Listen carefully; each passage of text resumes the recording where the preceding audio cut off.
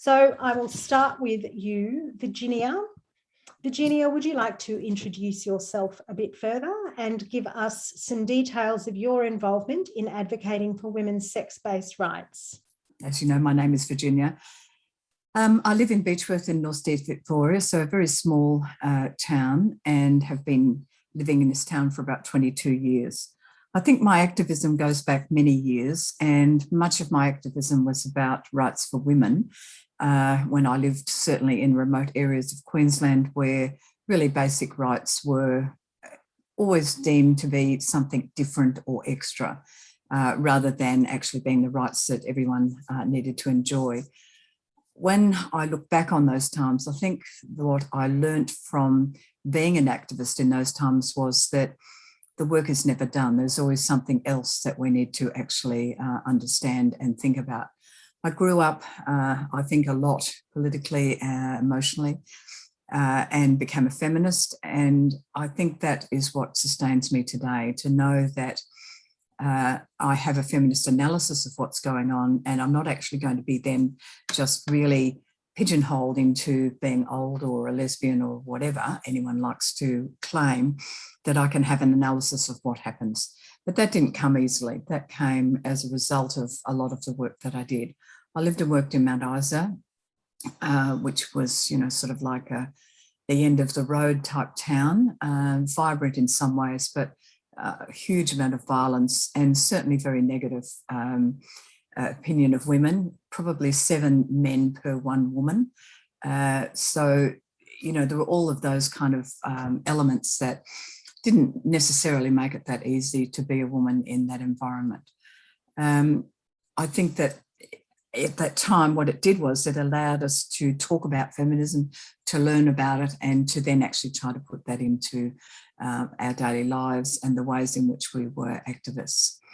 We did lots of things at that time to really try and ensure that women had opportunities. Some of those things were successful, others not. I was very involved in the abortion movement at that time because, of course, abortion was illegal in Queensland. So women would have to actually go from remote areas to Tweed Heads. So it was just over the border, and, you know, really supporting women to do that.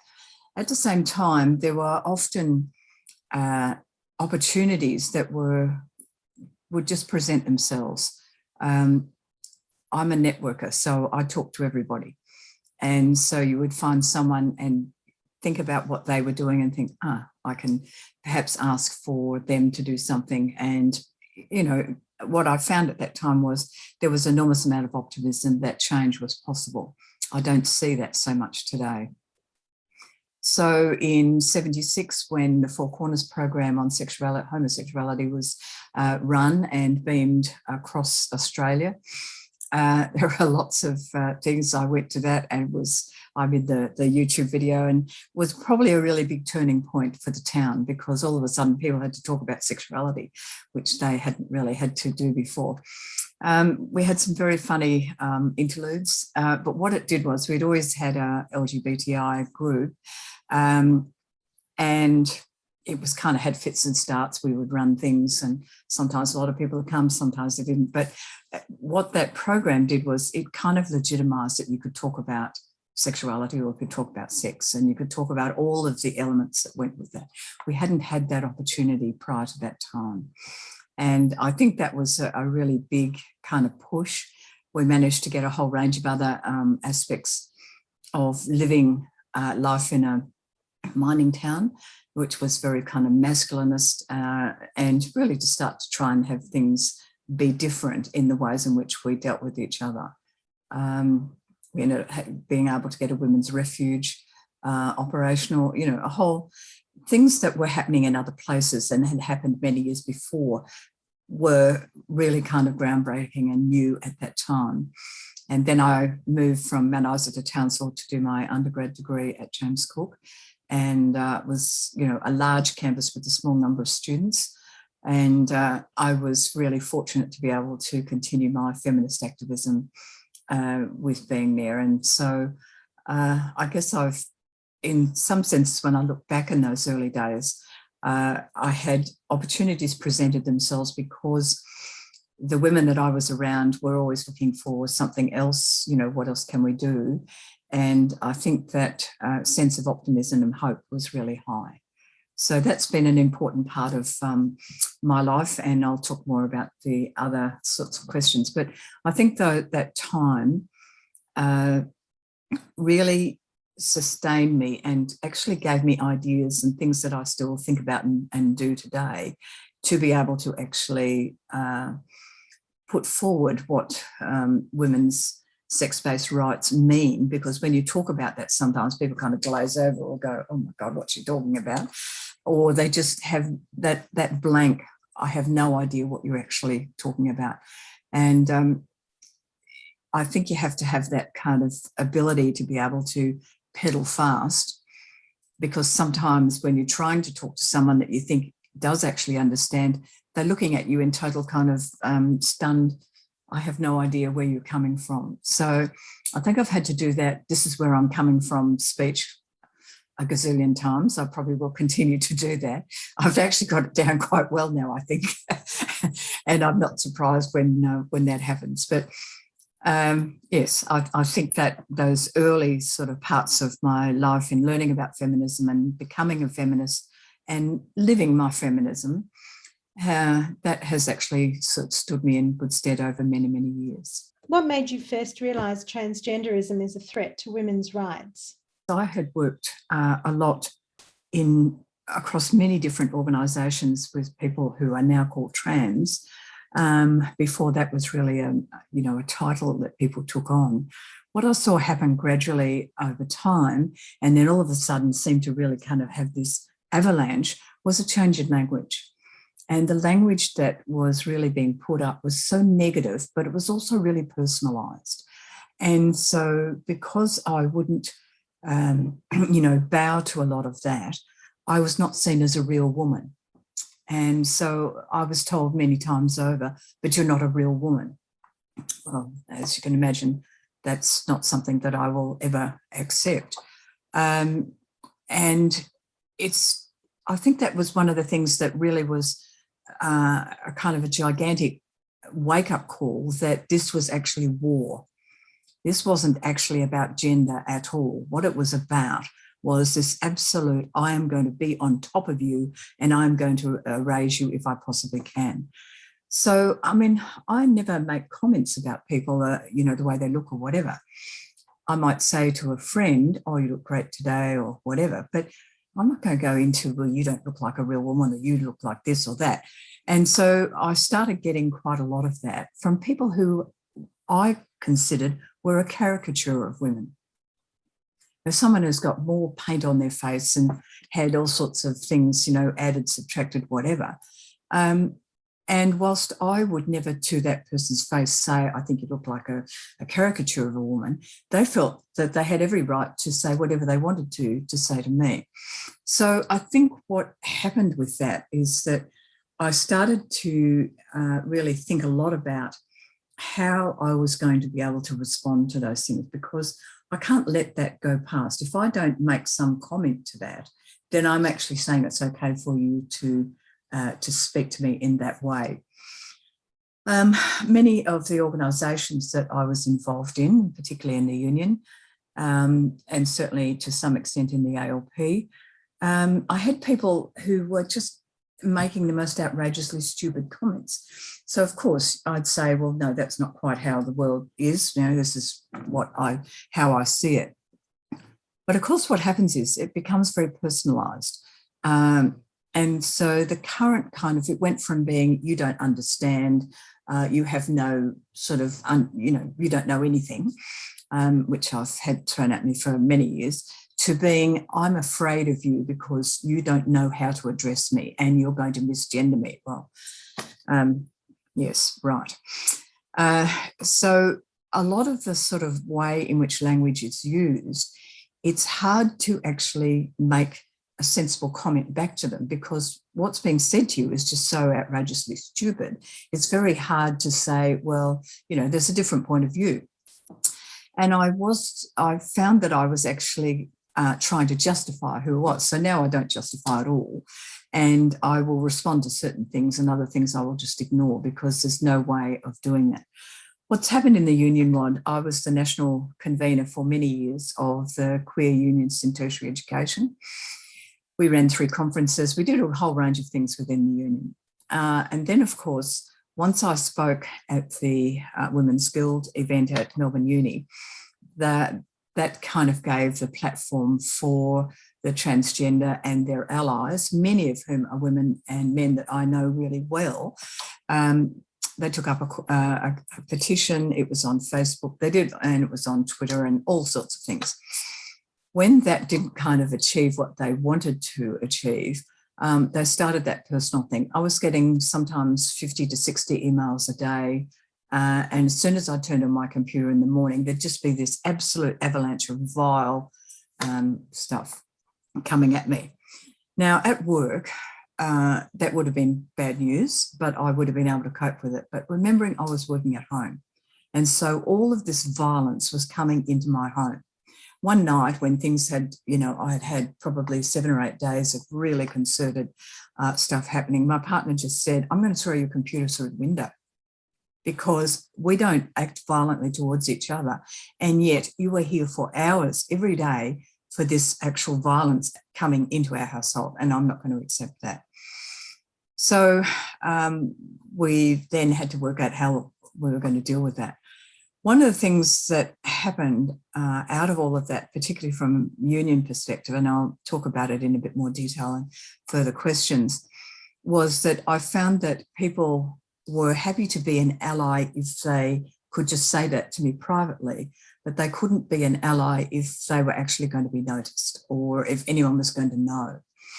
So a woman who'd been on our branch committee some years ago was an IT whiz, and she said to me, send me the petition. I'm going to email every one of those people and I want to know who they are and why they signed the petition. So we had a lot of discussion about whether that should happen. Anyway, I had looked through the petition. I'd seen a whole range of people. So people that I knew quite well, I actually emailed and said, what are you doing? Most of them then said, oh, someone asked me to sign it, so I just signed it. I didn't read it, which is kind of a real cop-out. And others just said, I don't want to talk about it. I don't want to end up in the same situation as you. And I said, but you were happy to sign something, even though you don't actually agree with it. At the same time, I got hundreds of emails from people I have never met who said, we understand what's going on. We don't agree. We want you to know that we support you and we think that the way in which this petition is happening is absolutely ridiculous. My way of actually dealing with that was to then not stand for any of those positions. So I wasn't voted out. I just didn't stand. I didn't re-nominate.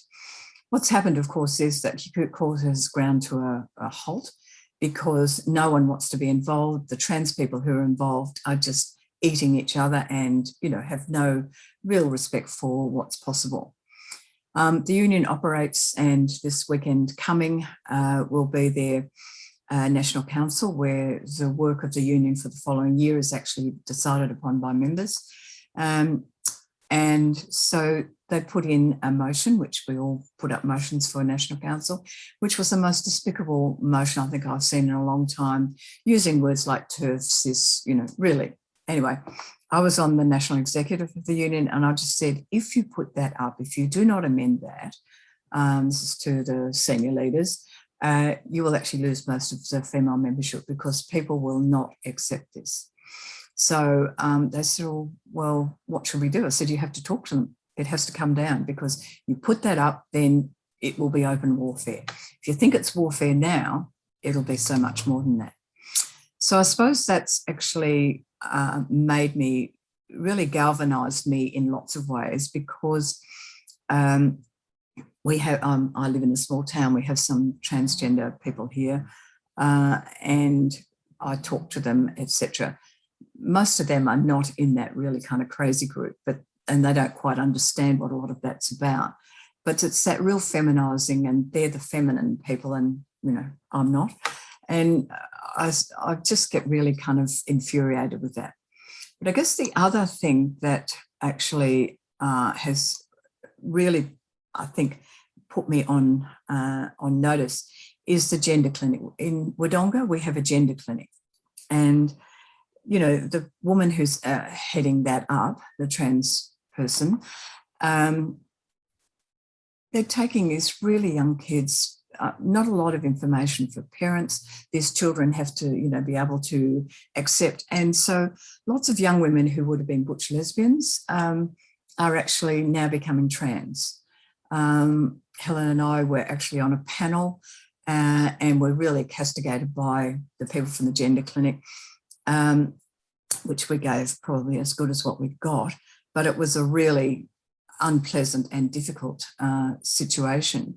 And I guess I think that what it really highlighted to me was people have a mantra because they don't have their own ideas about what's happening. They're actually following what this gender mob are talking about. And it's cringeworthy. There's no debate, there's no critique, there's no real understanding of what it's about. So I think for me, that's been really difficult. And I guess that's what spurs me on. Thanks. Is there an area of activity in which you focus your efforts to resist gender identity ideology? And where is that taking you? That's one of my ongoing things of being in paid employment and, you know, really trying to make sure that my students understand that gender and sexuality are different and trying to be careful not to have any student placed in the gender clinic. I wasn't so fortunate last year. The young student who went there completely had all the language in the whole thing and really didn't have a clue what it was about. So I think being able to speak up in that sense and having that platform with students is really an important part. Also, I'm convener of Coalition of Activist Lesbians, of which Lavender was convener for many, many years. And I think that that work is really important because we actually have a seat on the United Nations. And I think that there is no other organisation with lesbian in the title. I think that's a really important one. We're putting quite a lot of effort into that and really trying to make sure that we're able to have a voice. Sometimes that's more successful than others. But I think also we have had a bit of a burst of energy, some new people to the committee. We have a website. So we're hopeful that by having a website that we will then start to attract other women who want to actually talk about the issues and want to, you know, really kind of think about what all of the aspects of gender identity look like and how that's actually been used against us. So I think those things are always important. Talking to people in town where I live, I think that's also having that physical visibility where, you know, people sometimes ask questions, sometimes talk about their children because they're worried about what their kids are wanting to be, and just always offering that sort of opposing view that you don't have to be a trans. I think that when I talked about the use of language with some of the gender ideologues, I'm seen as having been bisexual. I think I've been bisexual in my life. I started life out as being heterosexual. I didn't know anything else. And I certainly was married to a man for a number of years. I've been married to a woman, if you kind of think about things in those terms, for 32 years. So I think I actually know who I am. It's not something I'm going to grow out of, much to my mother's disappointment. But I think always being able to have that conversation and talking about what happens. My work with Cole is absolutely core because I feel what it does is that it nourishes me, because I work in you know, a university where, you know, gender is all around me and all of the nonsense. Lots of people who will have private conversations with me won't do anything publicly, won't join with you to do things because they're too afraid that they would then be identified. That has, you know, a whole range of things that happen and take up a lot of your energy, but I think that's where the majority of my energy is actually being focused, so that lesbians are actually able to meet as a group and be able to still survive in society. Can you tell us a bit about the opposition you've met and how it's impacting you? I've had opposition from many different fronts, and I don't tend to, at the end of last year, I was pretty much on my knees with the level of violence towards me, but I got over that, and I guess I'm not putting myself in the same situation in that I've sort of stood aside from things I've picked up to do some other sort of work that I'm interested in. But I think opposition has also changed. Whereas when I was much younger, when I lived in Mount Isa and Townsville and, other sorts of areas, the discrimination against women and certainly against lesbians was much more overt, but in a more kind of polite sort of way. Well, we don't talk about that here, or we don't have people like you. What has happened over time, of course, is that has become now people feel like they can actually, make a formal complaint about you. So I'm not surprised at people who don't stand up. I mean, if everyone stood up, we would have a very different outcome. But sometimes the level of personalising of what is really a relatively minor issue becomes really major. Students often do that. People around you do that, and it would be easy to just kind of fade into the background, but that's not the way in which I operate. Some days are hard, some days are harder, and I guess I've had to accept that my academic career is what I make it, not what the academy makes it. I think I'm probably one of the long-term members. I think I've been 26 years on the top of level B. And of course, I'm not discriminated against. I work on and have done over many years, work on regional campuses because I like living in a regional area.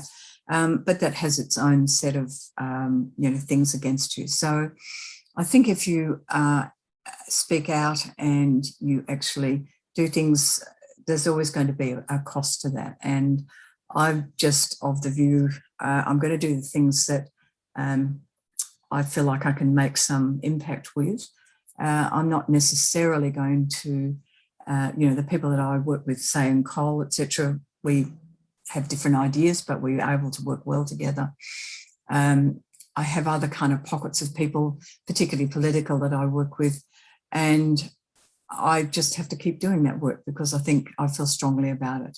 And I have to be available for younger people who actually want to ask those questions.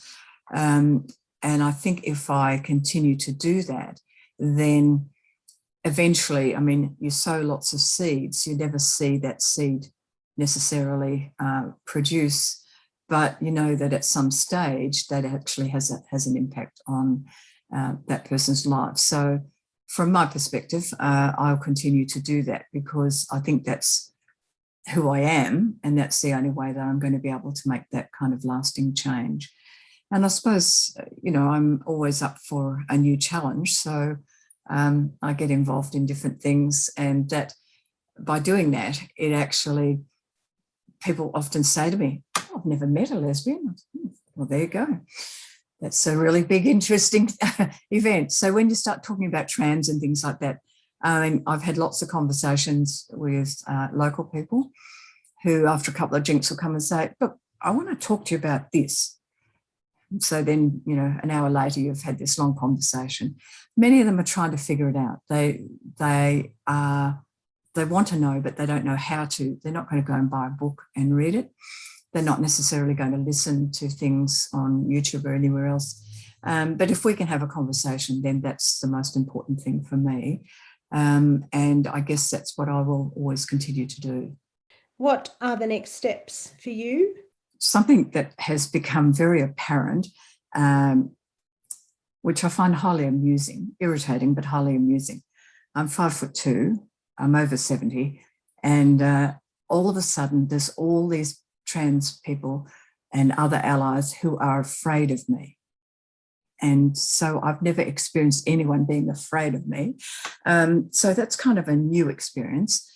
And so I have a situation where I'm on a committee, branch committee for the union, and 2 people won't come to a meeting because they don't feel safe around me. So I'm I'm a pariah in a very different kind of way. Well, that's kind of a new experience for me.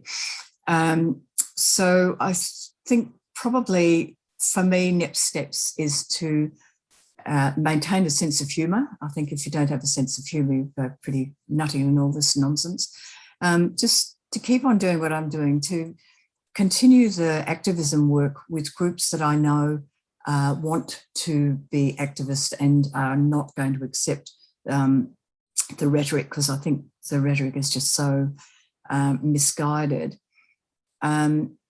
I think those things are really important to me, and to always stand up to someone who calls themselves a trans woman, because I'm not going to be dictated to by a man in a dress. So that's kind of, I guess, my final comment. Tonight has been fantastic. I think, Chris Sitka asked me to be involved in the panel for the Women's Guild. I was really thrilled to be able to do that. There are lots of things happening where we're with like-minded people, and I need that to nourish me, to be able to deal with all the other stuff that goes on. And to everybody, thank you for being here. I've been looking at your comments in the chat. I think there are enough of us. I don't think you have to have really large numbers to be able to make change. You have to be dogged and just gather those people around you that are going to continue with whatever the work is. And I think we're probably reaching a point where our sheer sort of continuance and not giving up will eventually make a change. Now, I'm not sure what that change will look like, but for me, if that change could mean that the gender clinic nonsense is halted, because that's actually happening overseas, I would be very happy about that, because that would mean young people who, their kind of whim is actually being beaten up, and I think they're getting into doing things that will have absolutely no, will have big implications for them in the future. So I think that's what they're my kind of comments. And just that, if you have groups like this where you can actually talk and discuss things, I always learn from that, because there's always someone with a slightly different view of what's happened, and that then feeds me to be thinking differently. So thank you to everybody.